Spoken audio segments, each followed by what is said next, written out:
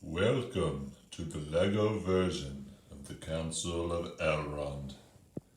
It is not exact to neither the book nor movie, as some poetic license has been taken. Let's listen in on the council. Now, therefore, things shall be openly spoken that have been hidden from all, but a few until this day. And first, so that all may understand what is the peril. The tale of the ring shall be told from the beginning, even to this present. And I will begin that tale, though others shall end it. The ring was made in the fires of Mount Doom. He gives early history and recounts. I was there the day the strength of men failed, which set up his conclusion. For in the days of Isildur, the ruling ring passed out of all knowledge, and the three were released from its dominion. But now, in this latter day, they are in peril once more. For to our sorrow, the one has been found. Others shall speak of its finding, for in that I played small part. Then Boromir stood up and said some Boromir things, such as, "By the blood of our people are your lands kept safe," and was often confused. And here in the house of Elrond, more shall be made clear to you. And here is the sword that was broken. And who are you, and what have you to do with Minas Tirith? He is Aragorn, son of Arathorn, and he is descended through many fathers from Isildur Elendil's son of Minas Ithil. He is the chief of the Dunedain in the north, and few are now left of that folk. Then it belongs to you and not to me at all. It does not belong to either of us, but it has been ordained that you should hold it for a while. Bring out the ring, Frodo. The time has come. Hold it up, and then Boromir will understand the remainder of his riddle. Behold Isildur's bane. Aragorn and Boromir exchange pleasantries until Boromir states, "Isildur's bane is found, you say? How do the wise know that this ring is his? And how has it passed down the years, until it is brought hither by so strange a messenger?" "That shall be told." "Not yet, I beg, master. Already the sun is climbing to noon, and I feel the need of something to strengthen me." But poor Bilbo's hopes were not fulfilled. Indeed, Bilbo told quite a long story, as did Frodo. When it was over, Frodo said, "But the story still does not seem complete to me. I still want to know a good deal, especially about Gandalf." "You speak for me also.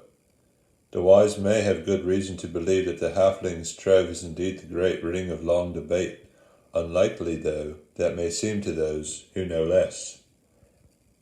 But may we not hear the proofs?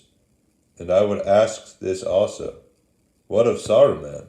He is learned in the lore of the rings, yet he is not among us. What is his counsel, if he knows the things that we have heard?" "The questions that you ask, Galdor, are bound together. I had not overlooked them, and they shall be answered. But these things it is the part of Gandalf to make clear, and I call upon him last, for it's the place of honour, and in all this matter he has been the chief. Gandalf proceeds to give much lore on the ring, including horror stories of the enemy, as well as the search for Gollum. He culminates with, "One ring to rule them all, one ring to find them, one ring to bring them all, and in the darkness bind them." He also said this epic line in black speech to the horror of everyone in his midst. Never before has anyone uttered words of that tongue here in Imladris. I do not ask for your pardon, Master Elrond, for the black speech of Mordor may yet be heard in every corner of the West. Gollum went to Mordor and told the enemy everything he knew. So he knows the one was long in the Shire, and since his servants have pursued it to almost our door, already he may know, even as I speak, that we have it here. All sat silent for a while, until at length Boromir spoke. He is a small thing, you say, this Gollum. Small but great in mischief. What became of him? He is in prison. No worse. Alas, alas! The tidings that I was sent to bring must now be told. They are not good, but only here have I learnt how evil they may seem to this company. Smeagol, who is now called Gollum, has escaped. Escaped? That is ill news indeed. We shall all rue it bitterly, I fear. How came the folk of Thranduil to fail in their trust? Not through lack of watchfulness, but perhaps over-kindliness. We guarded this creature day and night, at Gandalf's bidding, much though we wearied of the task. But Gandalf bade us hope, still for his cure, and we had not the heart to keep him forever in the dungeons under the earth, where he would fall back into his old black thoughts. You were less tender to me. Now come. Pray do not interrupt, my good Gloin. That was a regrettable misunderstanding, long set right. If all the grievances that stand between elves and dwarves are to be brought up here, we may as well abandon this council. In the days of fair weather we led Gollum through the woods. One day he refused to come down from a tree. That very night orcs came on us at unawares. When the battle was over, we found out that Gollum was gone, and his guards were slain or taken. We have failed to recapture Gollum. Well, well, he is gone. We have no time to seek for him again. He must do what he will. But he may play a part yet that neither he nor Saruman have foreseen. Now I will answer Gandalf's other questions. What of Saruman? What are his counsels to us in this need? This tale I must tell in full, for only Elrond has heard it yet, and that in brief. But it will bear on all that we must resolve. It is the last chapter in the tale of the ring, so far as it has yet gone. Gandalf then recounted his interaction with Radagast the Brown, the treachery of Saruman the White, his captivity at Orthanc, his escape on a great eagle, and his attempt to track down and catch up with Frodo and the ring. He concluded the tale of the ring by saying, And that, Frodo, is the end of my account. May Elrond and the others forgive the length of it. Well, the tale is now told, from first to last. Here we all are, and here's the ring. But we have not yet come any nearer to our purpose. What shall we do with it? There was a long silence.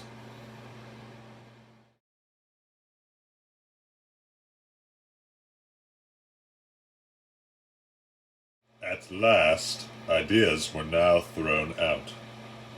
Giving it to Tom Bombadil, keeping it by sheer strength, and casting it into the depths of the earth. These were all dismissed as viable solutions by Gandalf and the House of Elrond.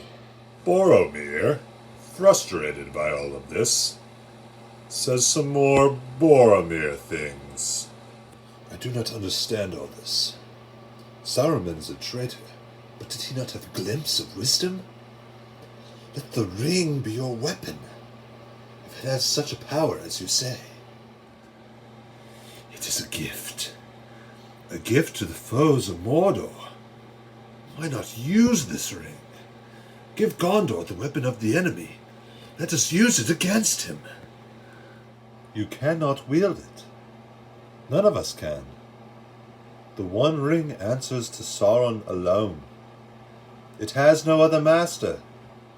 Then there are but two courses: to hide the ring forever, or to unmake it. But both are beyond our power.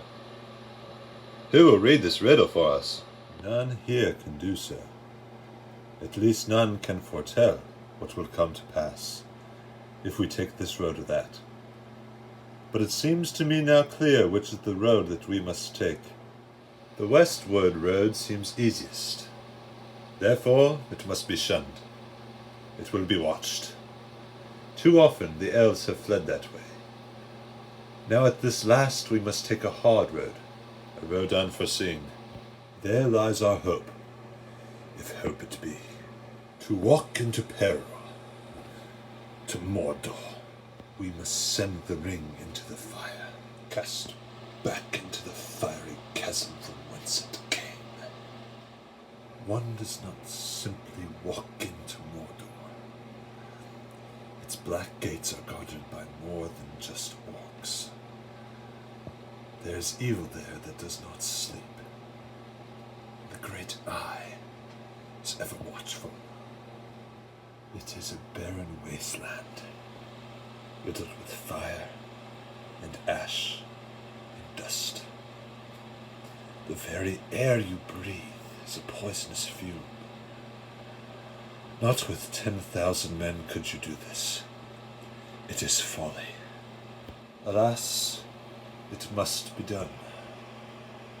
The question now is, who will take it? A long silence followed. After much thought, something deep in Frodo's heart finally made him speak. I will take it. I will take the ring to Mordor. Though I do not know the way. I will help you bear this burden, Frodo Baggins, as long as it is yours to bear. If by my life or death I can protect you, I will. You have my sword, and you have my bow, and my axe. You carry the fate of us all, little one. If this is indeed the will of the Council, then Gondor will see it done. Mr. Frodo's not going anywhere without me. No, indeed, it is hardly possible to separate you, even when he is summoned to a secret council and you are not. Wait! We're coming too! You'd have to send us home tied up in a sack to stop us. Anyway, you need people of intelligence on this sort of mission. Quest. Bing! Well, that rules you out, Pip. 9 companions. So be it. You shall be the Fellowship of the Ring. Great! Where are we going? And that is the account of the Council of Elrond. A Lego story. Who is ready for some bloopers? I only have two, but I hope you enjoy them. One does not simply walk into Mordor. We're coming too.